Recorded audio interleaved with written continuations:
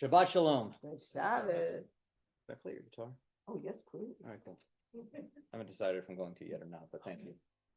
For I was gonna give one drosh tonight, and then Cantor did something that got my attention early on, and I feel like I need to give a different drosh.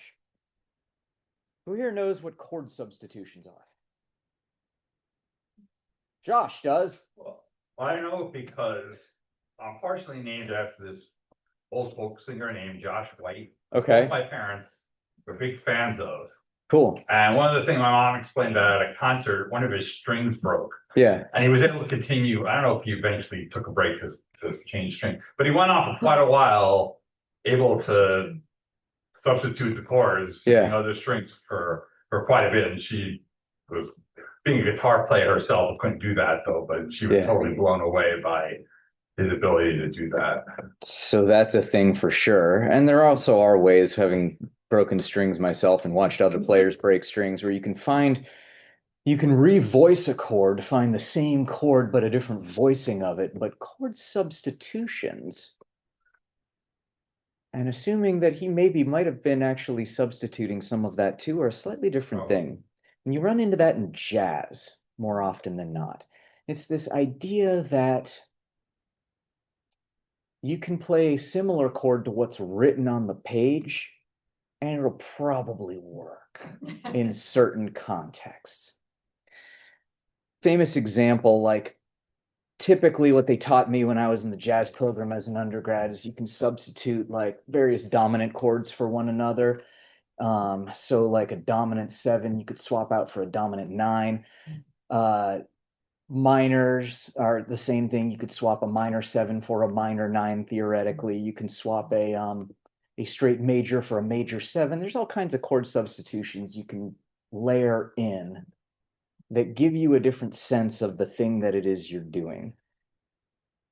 Cantor was playing 7s against, what was it in Shir Ladonai? It's normally a D chord, but I decided that I added the 7. Okay. And yeah, did it different. I substituted a E minor and a G for the. I saw that part, but I was in particular thinking about the dominant 7 in for a straight D major. And I was thinking a lot about that chord substitution. What's that? That sounds great. So I was like, what's wrong? Yeah. And this is the part where I'll like play a little bit as a demonstration. When I was in this band in Israel, my friend who used to write the songs, and I would sort of arrange them for the band, he was writing this song, and the voice leading up it went kind of like this.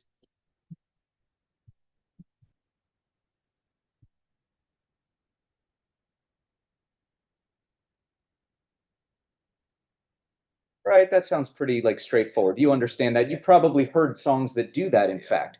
So I threw a curveball with it at one point while I was playing on lead guitar with it, and he stopped the whole band and said, "No, we have to do that now." Here, I'll do it on.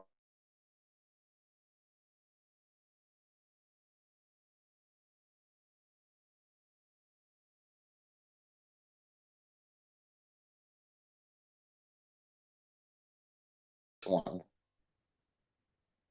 It was a dominant 9 instead of a dominant 7. I didn't think it sounded good myself, actually. I don't remember why I did it at the time. And when he's like, "No, we all have to do that," I thought that was a mistake, actually. And I thought, like, that's a terrible choice. But he was the songwriter. Maybe he was right. There are other songs that don't do what they're supposed to do, that are famous for that. Purple Haze by Jimi Hendrix, that first chord within it, that minor 7 flat 5, that doesn't belong in that song or in popular music really for any reason. That's a jazz chord. Maybe Steely Dan does that, but that's like, that's Duke Ellington. That's somebody else's thing. And yet Jimmy does it, and you listen to Purple Haze and it doesn't sound like there's something wrong.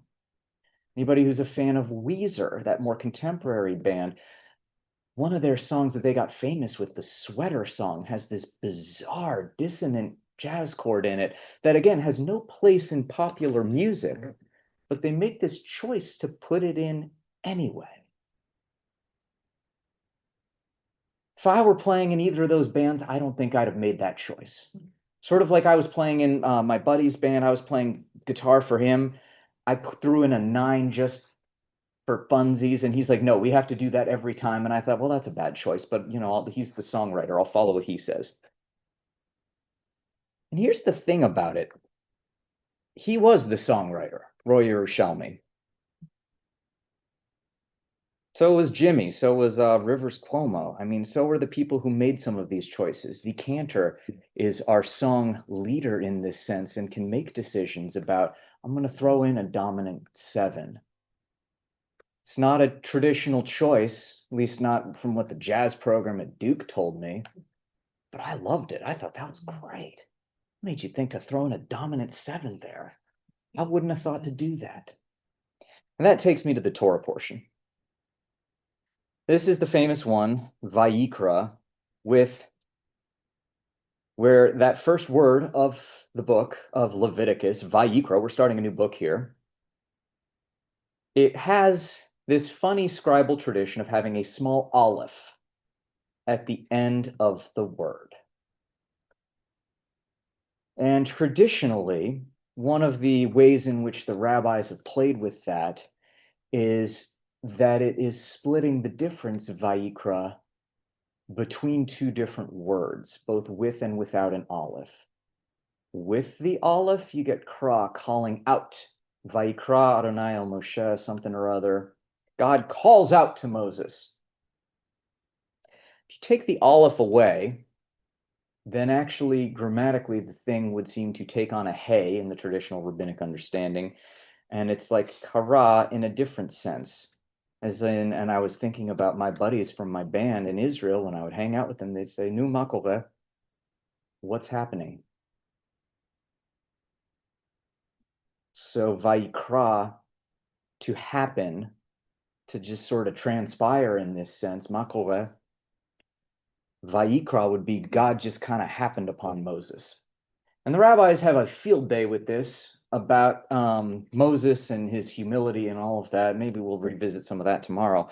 But I was thinking about another valence of happening, which is not purely the formality of Makorev versus Vayikra, calling out to versus happening upon Moses, but the idea that one of those actually sounds a lot more improvised to me. Happening upon Moses sounds almost accidental. Whereas God calling out to Moses, look, if you're in this whole place of predestination, everything happens for a reason, and God's plan is the blah, blah, blah, and whatever, and of course it had to be exactly this one way, then of course God called out to Moses. There's not room for God stumbling upon Moses, happening upon Moses. The rabbis play with this idea of those 2 meanings. It could be either happening or calling, and they say that, well, out of deference to the humility of Moses, it's not full-sized. If it were a full-sized aleph, Moses would have been overruled. Nope, God called out to Moses, end of story. But the fact that the scribal tradition around it keeps it really tiny preserves the Moses idea. Now, maybe God just sort of happened onto Moses. But I want to suggest here that it's not purely, or in addition to the potential humility that Moses has, that there's something actually really important about the improvisational quality of it. That the idea of holy improvisation, the idea of being closer to God, perhaps through the unexpected, perhaps you improvise something, or you sing a note, or you come up with some definition, or the prayer hits you just so in a way that you never had experienced before. The idea that this stuff can surprise you. If there wasn't anything improvisational to it, it wouldn't be able to surprise you. In fact, it wouldn't be able to come in through the side door or the back door like an old friend, let itself in and kind of surprise you. Oh, hey, I didn't know you were coming over. And I want to suggest that if the prayer can do that, which is kind of a bold thing to say, but against the backdrop of this Moses thing, the conjugation of that vowel is not about Moses, but it's about God. that God improvised God's way into Moses. Wow. And you could drosh that as like, within the narrative itself, maybe there was an improvisational quality to it or something. Or you could say, well, God knew what was going to happen. And, we get the entire word of God, Ein mukdamu me'ochar b'Torah. There's no such thing as early or late. It all kind of happens and we've got all the meaning of it and whatever. But they make the olive small in the Torah. They don't excise that from the text. They don't say Moses is totally right, but they can't say he's totally wrong either. And that's a place in which I think there is enormous gift and freedom. That idea that actually improvisation is holy. I buy that. I don't write out these drashot that I'm giving. There's a story behind that I'll tell another time about why I improvise so much of it. But I'm also an improvisational guitar player. When I get up and play 12 bars of solo, I don't have something mapped out in my mind. Sometimes I have phrases, sometimes I have things I turn and return to. But honestly, it's better when it's not stale or me rehashing some phrase that I heard from here or there. It's the best when it surprises me. And so I want to offer that as an invitation from the little olive of today. Let yourself be surprised. Let yourself be taken off guard. Let the stuff that we call holy, where we're supposed to know all the words and all the Hebrew and all the book or whatever, let it surprise you. Let it go in weird directions it never has before. That's holy. That's sacred. It's not